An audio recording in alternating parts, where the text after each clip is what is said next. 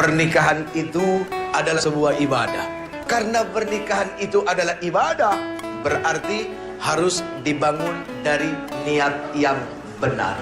Kenapa harus dibangun dari niat yang benar? Apapun begitu muncul dari ibadah, pasti yang namanya setan gak demen. Sesuatu yang muncul karena ibadah, setan otomatis langsung menggoda. Yang gak digoda itu orang yang gak ibadah. Nah, ketika ada seorang pemuda, dia sadar syahwatnya begitu sangat luar biasa.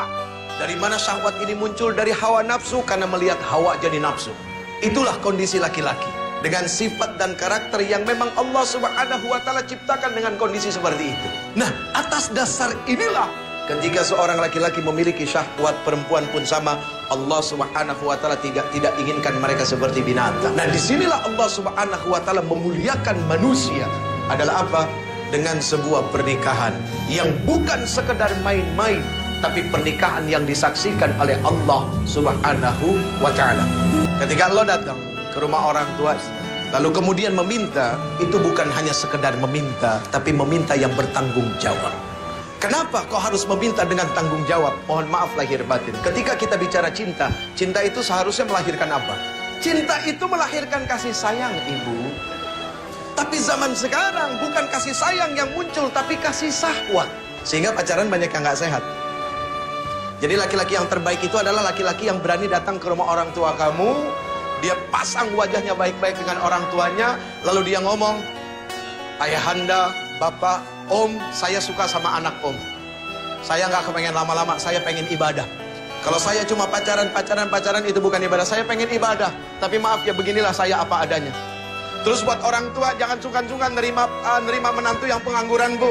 Karena hidup itu bukan dilihat yang sekarang. Apa yang kita lihat sekarang belum jadi jaminan. Itu yang paling penting. Bahwasanya manusia tidak bisa dilihat pada hari itu. Allah yang punya hak untuk merubah manusia. Jadi kalau kita melihat manusia pada saat dia datang, dia meminta anak kita, dia pengangguran, ditolak, picik pandangan orang tua. Mohon maaf lahir batin. Karena hanya melihat hari itu, berarti seperti tidak punya Allah, bahwa hidup yang akan datang itu milik Allah. Kita punya kewajiban mensupport anak kita, memberikan semangat buat mereka bahwa hidup kamu tidak dilihat dari yang sekarang. Sekarang kamu boleh bahagia dengan orang tua kamu karena orang tua kamu kaya. Tapi besok kalau orang tua kamu dicabut nyawanya, itu harta bukan harta kamu. Kalaupun engkau punya, itu bukan milik kamu. Kamu tidak menikmati mencarinya. Kamu hanya menikmati nikmat warisannya, tidak lebih daripada itu.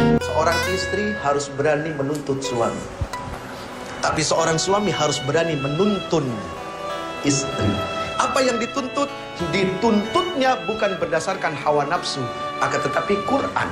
Hak seorang istri menurut Al-Quran, menurut kacamata agama, menurut kata Rasul, apa? Itu yang dituntut. Suami menuntun, apa yang dituntun? Kebaikan demi kebaikan. Yang pertama, cintailah dia yang bisa mendatangkan kecintaan kepada Allah Subhanahu wa Ta'ala. Selesai.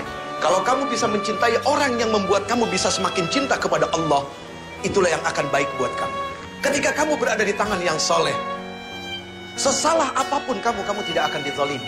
Kalaupun dia marah karena Allah.